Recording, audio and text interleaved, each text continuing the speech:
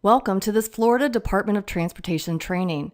Overview of the Sociocultural Effects Evaluation process provides guidance for sociocultural effects evaluations for transportation projects. This video is organized under several topics posed as questions. The topics are: what is sociocultural effects evaluation, also referred as SCE evaluation, and why is it important? When is it prepared? Who prepares it and how are the results used? Building on this overview is a series of videos providing more depth on the process. The videos, which are available on the department's SCE evaluation process webpage, include instructions on how to prepare for an evaluation and assess potential effects, including specific considerations for the 6 SCE issues, and guidance on identifying solutions to effects and documenting the SCE evaluation results. To support the SCE evaluation process, videos on performing a project-level demographic analysis and environmental justice analysis are also available for viewing. Let's get started with what is SCE evaluation. SCE evaluation is a process used to identify, assess, and address the effects of a transportation action on human environments. Referred to as community impact assessment in federal policy in some states, the process seeks to balance transportation needs with the needs of communities and their quality of life. The process is collaborative, involving affected communities and other stakeholders to bring multiple perspectives into the transportation decision-making process. Collaboration facilitates the identification and assessment of potential project effects, including those impacting vulnerable or traditionally underrepresented population groups. From the early stages of transportation planning through project development, and sometimes later in the project lifecycle, the SCE evaluation process brings attention to community values and concerns to improve prospects for equitable, community-accepted outcomes. The framework of the SCE evaluation process has 3 main components, the first being the 6 SCE issues. The issues encompass the full spectrum of potential community concerns associated with transportation projects. These issues are further defined by a series of SCE considerations, developed by FDOT with input by SCE practitioners. Arranged by SCE issue, the considerations help the practitioner identify and assess potential project effects on communities and community resources. The last piece of the framework is the 6-step SCE evaluation process. I'll talk more about the process later in the "How is it prepared" part of the video. The first of the 6 SCE issues is social. The social issue is organized around the following SCE consideration topics: demographic composition of study area populations, community cohesion, safety and emergency response, community goals, and quality of life. The next SCE issue is economic.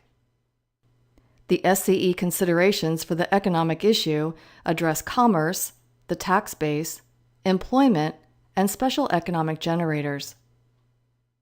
The third SCE issue is land use changes. The SCE considerations that focus on land use changes are related to landscape character, recreation and open space lands, consistency with growth and development policies, and compatibility with adopted land use plans. Mobility is the next SCE issue.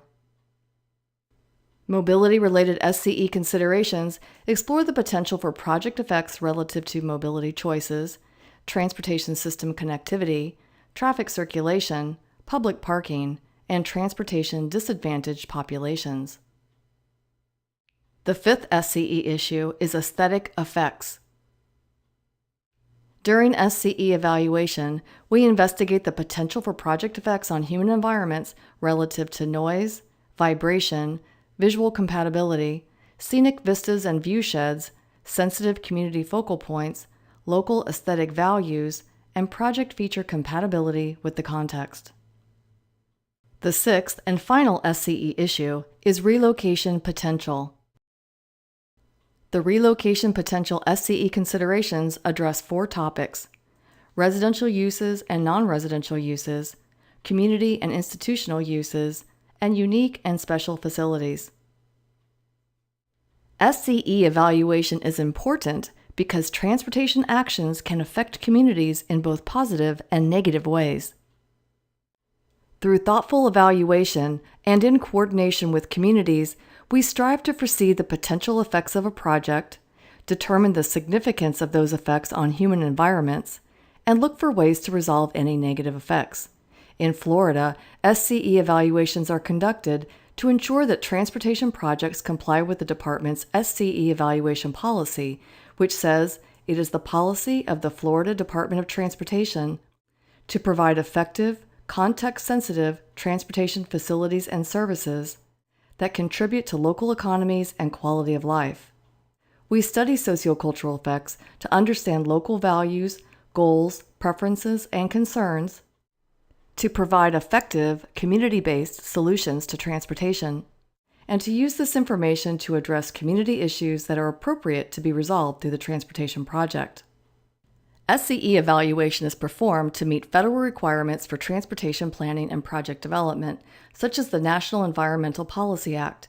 The Act states it shall be the continuing policy of the federal government, in cooperation with state and local governments, to create and maintain harmony between the human and natural environments, fulfill social, economic, and other requirements of present and future generations, provide safe, healthful, productive, and aesthetically and culturally pleasing surroundings, and preserve important historic, cultural, and natural aspects of our national heritage. Other federal legislation that compels the identification and assessment of transportation project effects on human environments include Title VI of the Civil Rights Act of 1964 and successor to MAP 21, the DRIVE Act, which governs federal spending on surface transportation. Florida's legal framework governing transportation decision-making also requires investigation and mitigation of community effects from transportation actions. A complete listing of laws and policies providing justification for conducting SCE evaluation can be found in Part 2, Chapter 9 of the Department's PD&E Manual. SCE evaluation is important for the role it plays in facilitating equitable outcomes.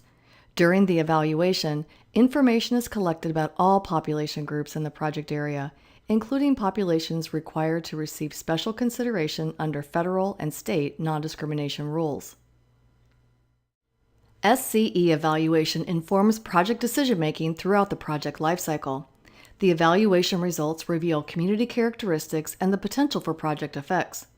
The results include recommended solutions to effects and may identify opportunities to make the project more context-sensitive. This information helps project teams down the line better understand community needs and anticipate effects so that the appropriate actions can be taken to avoid issues and produce a better transportation product. In this section, we'll talk about when in the project lifecycle that an SCE evaluation is prepared. In the planning phase, SCE evaluation is performed to aid in the screening of projects prior to their addition to long-range plans or work programs. During project development, the evaluation is a key input to the project public involvement plan and the environmental document. In the design phase, sociocultural data is used to create the community awareness plan and to understand potential effects relative to access management changes. Knowledge of the community is necessary in the construction and maintenance phases to understand how those activities could disrupt or otherwise impact people's lives and businesses. While broader in scope in the planning phase, SCE evaluations become more focused on any remaining issues in the later phases. The exception to this is when considerable time has passed since the previous evaluation and a reevaluation is required. Who prepares the SCE evaluation will vary depending on the project phase, type, and location. During planning, when long-range plans are developed, SCE evaluations are performed for qualifying projects by the assigned ETDM team. When a project is being considered for the department's work program, the assigned ETDM team prepares the evaluation. The District Project Development and Environment Team performs SCE evaluations during project development and for reevaluations in later project phases. Now let's look at the discrete steps in the SCE evaluation process. We start out by reviewing the SCE considerations, which, as mentioned earlier, are part of the SCE evaluation framework. By doing this, we will be alert to the ways that a transportation action could affect human environments. Next, we turn our attention to the 6-step SCE evaluation process and getting organized.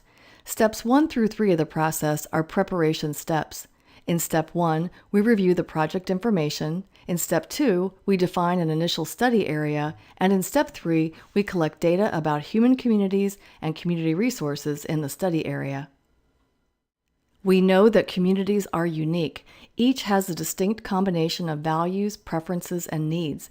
Effective and efficient project decision-making relies on sound information about all population groups that could be affected by a project, including groups afforded special consideration under the non-discrimination legislation. So it is important that the data used in project evaluation accurately portrays the community's demographic character and trends. Data collected from our desktop can only tell us part of the story about who is out there and what is important to them. Getting out of the office is the best way to get the rest. Visit the study area to observe people, places, and resources firsthand. While out there, ask people you encounter about their sense of the community. Who's there? What's important? Use public involvement activities for the project as opportunities to verify the data you have collected. This three-pronged approach provides us with a better understanding of the community, improving our ability to identify and assess potential effects, which is the next step in the process. Step 4, Evaluate Sociocultural Effects, has 3 main tasks. First, identifying community resources and determining their level of importance to the community, then assessing potential project effects on those resources, both positive and negative, and gauging the severity of potential negative effects. During SCE evaluation, you are likely to notice relationships among the issues. This slide will illustrate using the social issue. These are the social sub-issues discussed earlier. Let's look at community cohesion first. A project that affects land use, aesthetics, or mobility, or causes relocations could have an effect on the ways that people interact in a neighborhood. Project effects to a business district could affect places where people regularly socialize, and community cohesion effects could in turn affect the viability of a business district. Community goals can be associated with any of the issues. Land use, mobility, and relocations could have safety and emergency response implications. The study area population is a factor in the identification and assessment of effects for all 6 issues, and vice versa. Quality of life is another sub-issue that corresponds to all of the issues. If potential adverse effects are identified during the evaluation, we use what we have learned about the project and the affected community to recommend ways to resolve issues. This is Step 5 of the SCE evaluation process. In the planning phase, such recommendations are typically about further investigation into the issue and ways of resolving it. This is done through targeted involvement of affected communities and focused study of the issue. In the project development phase, recommended solutions to issues are in the form of avoidance, minimization, mitigation, or enhancement measures. Throughout the SCE evaluation process, we rely on public involvement to tell us if our evaluation is on the right track. Does the data accurately depict the study area? Who is the community, and what are the community's values, preferences, and concerns? Does the project purpose and need accurately depict community conditions and needs? Through public involvement, we can find out if we have overlooked a potential effect or characterize one differently than the community would. And we can ask if proposed mitigation measures would be a good fit in the community. Our last topic in this overview is about documenting the SCE evaluation results. The results for a planning phase evaluation may be documented in a special planning study, such as a corridor or feasibility study, or in an ETDM project summary report.